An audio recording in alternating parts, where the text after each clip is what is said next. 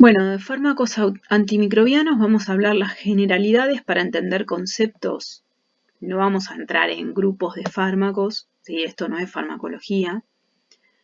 Un fármaco antimicrobiano es aquel que va a afectar el crecimiento de los microorganismos cuando están dentro del hospedero, ¿sí? Porque si hablamos fuera del hospedero voy a hablar de antiséptico o desinfectante. Si esto adentro ya es un fármaco. También tiene efecto sobre otras células, no es que afecta solamente al microorganismo, puede afectar las células y tejidos del hospedero. Entonces, ¿cuál va a ser el antimicrobiano ideal? Aquel que destruya los microorganismos, pero que no dañe o dañe poco a las células del hospedero, es decir, que tenga toxicidad selectiva, que pueda diferenciar entre la célula del microorganismo o las estructuras del microorganismo y las células o estructuras del hospedero, en este caso el ser humano. Cuando hablo de resistencia digo que el germen no responde a la terapéutica farmacológica, o sea, no responde. Se le da un antibiótico y el microorganismo sigue desarrollándose, o se da un antiviral o un antimicótico, lo que fuera, pero no responde porque puede haber una resistencia natural o adquirida, es decir, que a ese microorganismo, ese fármaco, no le haga nada naturalmente o que por mutación haya evolucionado y haya sido más resistente. Y cuando hablo de sensibilidad es cuando el microorganismo es susceptible. Cuando vimos el diagnóstico de laboratorio en el videíto que mi compañera les estaba mostrando cómo sembraba y vieron el antibiograma que eran con esos disquitos, ahí también explicamos resistencia y sensibilidad. Sensibilidad es cuando el microorganismo se muere por el fármaco y resistente es cuando no se muere, porque estoy dando un fármaco que no es el indicado, por ejemplo, estoy tratando un virus con un antibiótico o porque el microorganismo mutó y lo que antes lo mataba, entre comillas, ahora no lo mata más, para que se entienda. Los antisépticos se usan por vía local y los antimicrobianos por vía general, ¿sí? O sea, el antimicrobiano va por sangre o por vía oral, pero a vía sistémica. En cambio, el antiséptico es local. El desinfectante, obviamente, hablamos de superficies, no de células. Bueno, entonces, vamos a ver fármacos antivirales, antimicóticos. Los antivirales son los que están dirigidos a los virus. Bueno, algunos pueden simular nucleócidos, o sea, esos ladrillitos que van a formar el ADN o el ARN. Algunos van a inhibir el recubrimiento viral. Algunos van a evitar que la enzima polimerice y forme más virus. Otros inhiben la diseminación. Otros inhiben enzimas.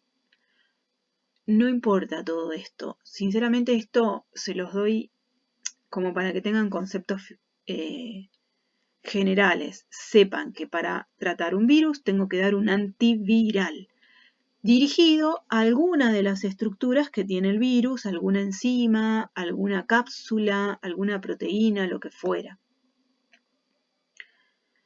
Lo que sí me interesa que sepan es que muchos virus se van a autolimitar, es decir, se van a reproducir, cumplen un ciclo y abandonan la célula huésped.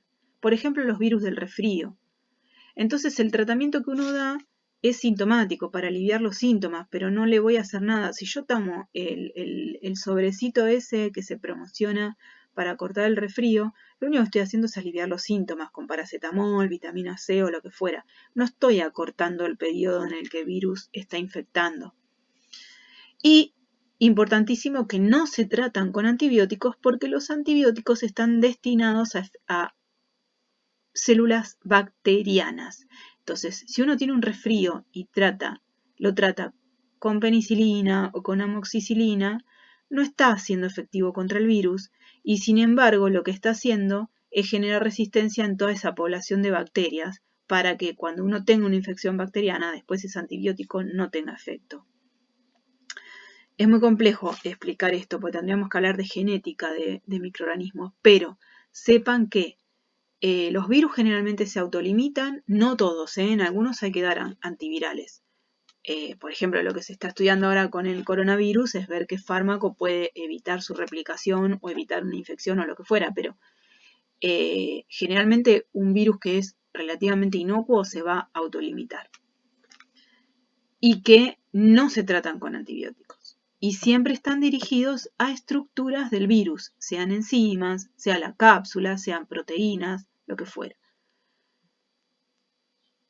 Lo importante es que como el virus se mete en el interior de la célula de hospedero y usa todas lo que esa célula tiene, el fármaco tiene que llegar al sitio, o sea, tiene que ser algo que también entre a la célula. Por eso es muy difícil conseguir que afecte al virus sin que dañe a la célula, porque el virus está metido dentro de la célula. En cambio, las bacterias están en circulación. Los fármacos antibacterianos, si los llamamos antibióticos, los antibióticos son los antibacterianos. Sí, porque en un principio, porque biótico significa vida, pero los antibióticos son los antibacterianos. Cuando hablo de bactericida es el que destruye o mata bacterias, cuando hablo de bacteriostático es el que frena el crecimiento, pero las que estaban no se mueren. Pero sí tenemos toda la parte del sistema inmunológico que se encarga de eso. Y antibióticos de amplio espectro son los que actúan sobre muchas bacterias, gram positivas y gram negativas. Y son útiles porque, como yo a veces no sé el agente etiológico, el médico en lugar de hacer un cultivo, le da un antibiótico de amplio espectro. Y es como que cubre la mayor cantidad de bacterias que estadísticamente pueden causar esa infección, o sea, las más prevalentes.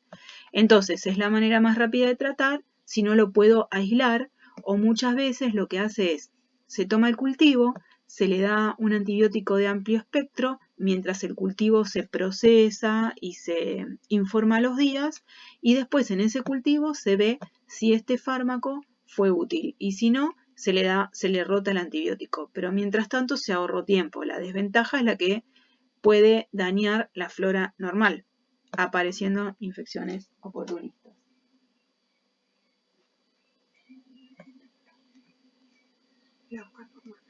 Ahí voy.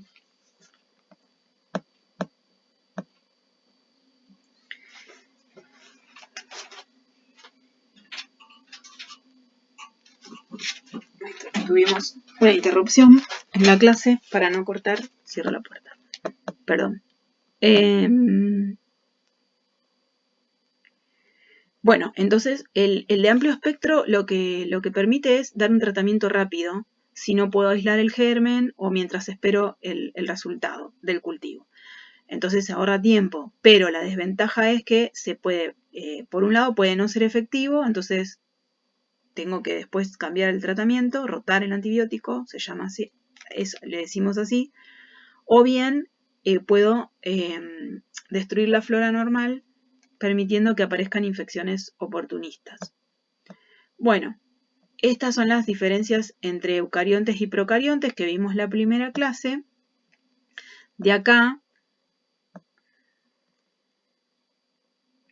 es que los fármacos contra bacterias los llamamos antibióticos. Como las bacterias son procariontes y la célula del hospedero, las nuestras, son eucariontes, tienen muchas diferencias a nivel organización. Entonces es fácil encontrar, o relativamente fácil, encontrar un fármaco que actúe afectando estructuras de la procarionte y que no nos dañen a nosotros.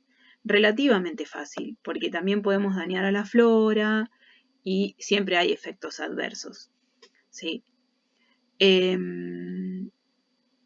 Entonces, cada fármaco tiene su propio mecanismo de acción. Están los que van a afectar la pared celular, acá, o su síntesis, la síntesis. Están los que interfieren en la síntesis de algún metabolito, de algún producto que la célula necesita para su metabolismo, los que interfieren en el funcionamiento de los ribosomas, en fin, esto hace a la farmacología estudiar esto, nosotros no lo vamos a estudiar. Sepan que es relativamente fácil encontrar fármacos que afecten estructuras procariontes y que no nos dañen a las eucariontes. relativamente, porque siempre hay un daño colateral. Los fármacos se absorben cuando entran al organismo, se distribuyen y se excretan. Cuando se absorben, muchos fármacos se absorben después de una administración oral, y como pasan rápidamente por el intestino, por el hígado, hay una degradación. Entonces, los que se dan por vía parenteral, ya sea intravenosa o intramuscular, tienen una acción más directa. Eso es un principio de la farmacología, que yo supongo que ustedes lo van a ver cuando vean farmacología, pero cuando el fármaco se absorbe, si es por vía oral, cuando pasa por toda la parte digestiva, puede haber pérdidas o metabolitos o lo que sea. Entonces, muchas veces se da por vía parenteral porque tiene una acción más directa y más rápida. Por eso, en pacientes hospitalizados y graves, generalmente se da por vía parenteral, ¿sí? Para evitar ese paso de mala absorción. Después se distribuyen, ¿sí? Se va a unir a las proteínas del plasma y se va a distribuir en todos los tejidos, donde va a tener una determinada solubilidad y demás, y va a llegar a la célula a la que tiene que actuar, al tejido, al blanco, digamos. Y después se excretan por distintos mecanismos, generalmente por el riñón o por el hígado. Por eso mismo, el hígado y el riñón son los más afectados por los efectos adversos. Hay dos grandes indicaciones para usar antibióticos. Profilaxis, es decir, prevención.